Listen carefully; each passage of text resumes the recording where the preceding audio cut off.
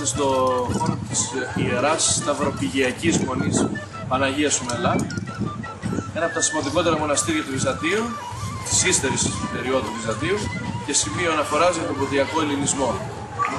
Το μοναστήρι, το οποίο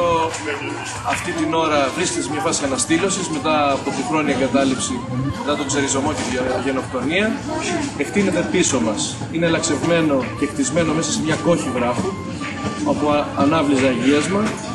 Χαρακτηρίζεται από ένα πλήθος πρόσκτισμάτων, τα οποία τα περισσότερα έγιναν το 18ο-19ο αιώνα,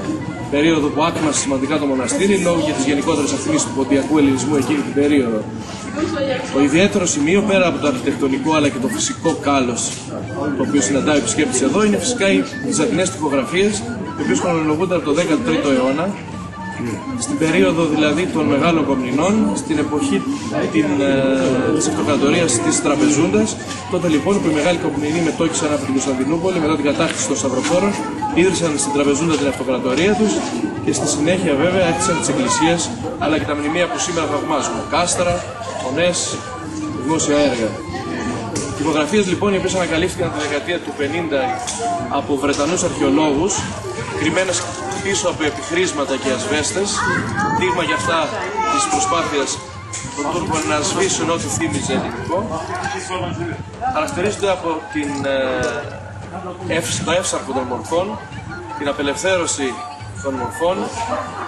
τα έντονα σχήματα, την έντονη χρωματολογία. Όλα αυτά δηλαδή τα στοιχεία που χαρακτήρισαν την πρώιμη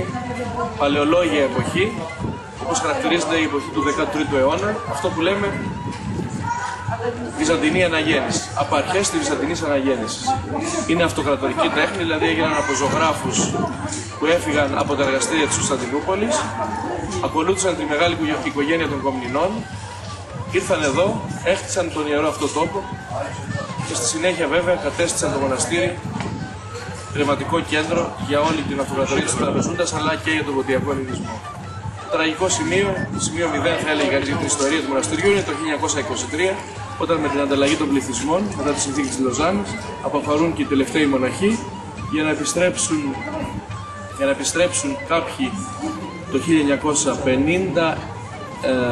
περίπου, όταν με μεσολάβηση της ελληνικής κυβέρνησης και άδεια από τον τότε πρωθυπουργό Ισμέτ Μεμνού, ήλθαν εδώ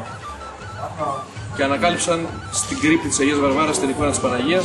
η οποία βέβαια φέρεται, δεν την έχει ζωγραφίσει ο Ευαγγελιστής Λουκάς, ο οποίος ως γνωστό ήταν και αγιογράφος. Πήραν λοιπόν